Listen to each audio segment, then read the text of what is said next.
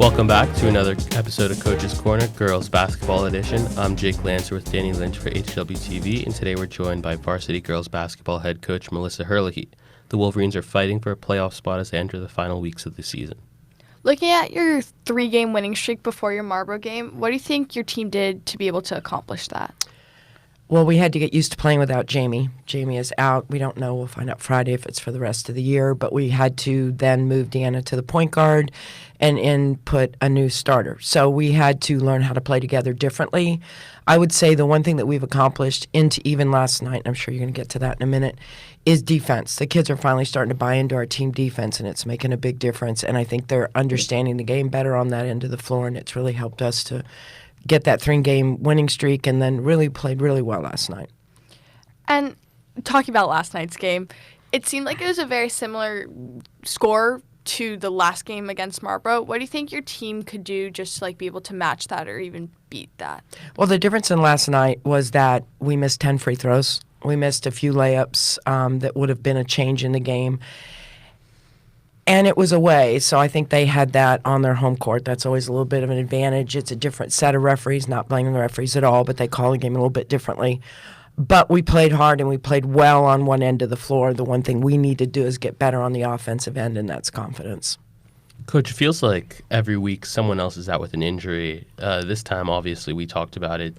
Team leader Jamie Yu, you just said that we're going to find out Friday about the official status of her injury.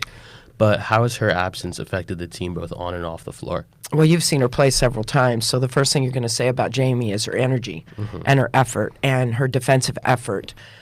We have definitely missed that, but what I will say sometimes is when you miss something that large, other kids have to pick up the difference. And what I will tell you is Amelia Scharf has come on very strong. She's playing really well. I think she's in the top 10 in the southern section in rebounding and in block shots now, because she's had a double-double, I think, the last 5 games. And 2 of those games were 20 points and 20 rebounds. And looking at the rest of your season games, what are you looking for your team to do to perform well? To get more comfortable with each other and figure out, how we're going to be in rhythm on offense. We've had some players struggling, and so we're fighting through that a little bit. And then Bella's back now, so that's going to help us. It helped a little bit last night, and so we're hoping that, we're going to be able to learn how to put the ball in the hole. That's something we're going to need to do. You mentioned Amelia stepping up in Jamie's absence. Also, freshman Deanna Thompson has been playing some high-quality basketball. She had a huge game against San Juan Hills with 19 points and 3 assists, and it feels like over the season she's really progressed. Can you attest to that and speak to that? I sure can. This summer I was very impressed with her defense as a freshman and was really looking forward to that and not really having a chance to understand how offensive she is. And with the absence of Jamie, and even with Jamie there, they were a good duo. And so the one thing she does really well, and when you watch her, you wonder how she does it so well, is getting to the rim and finishing. She finishes around the basket really, really well. You guys completely dominated Marymount last week, winning 71-20. And after it was clear that you guys were going to win that game, how did it sort of turn into a learning opportunity for your girls and sort of implementing new plays and things that maybe you couldn't try in a tighter game? We went to zone defense, and so we had to play a couple different ones that we don't practice, and we had to learn how to do that on the board and make those adjustments. It made the game a little more palatable, I think. It also gave the kids something to work on because, as you said, when a game gets out of hand like that, sometimes your focus is gone, and I didn't want it. I wanted to be better than a practice, and that was the way I was able to make that happen. Looking at your game, your upcoming game against Notre Dame, what are you looking to do since you're playing this team twice in 2 weeks, and that's always hard to beat a team and keep being consistent against the same team? Well, and it's for third place right now, so it's really important because that's an automatic bid to playoffs. What is going to be difficult for us in that game is they're small and they're quick and they love to get to the rim. We've been playing teams that have big players, not quite as active to the rim. We had to worry more about outside shooting. So that's going to challenge our defense in a different way. So that's what we're going to work on today. And they're very active on defense. And so we're going to have to be able to put the ball on the floor. We're going to have to use Amelia a little bit differently, not just as a rebounder, but as a first option. And then she's going to have to be able to perform the way she's been doing the last week. You also have an upcoming game against Chaminade. So what are you looking to do to secure a win against them? Play really well. They will have everybody back. COVID has been a nemesis for them, and I'm watching film, and every game one of their starters is missing for that reason. They were missing two they were missing one starter last time, and then their backup player, and then so I'm thinking they're going to have everybody back. So what is that going to be different about this game?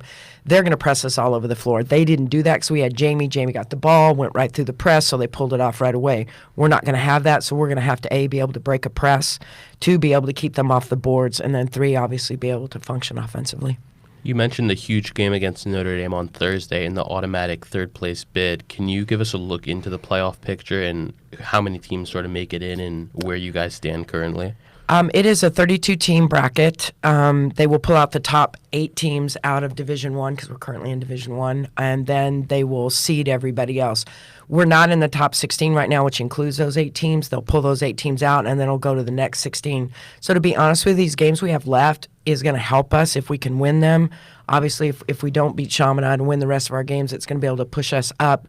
So as I said to Amelia yesterday, it's going to give us the opportunity to play teams that we know we can beat before we're served up to somebody that's in the top 4. Got it. Although you guys couldn't pick up the win against Marlboro last night, there was definitely visible improvements from the first time you played them. How is that sort of symbolic of how this season has gone, looking at that first game to now?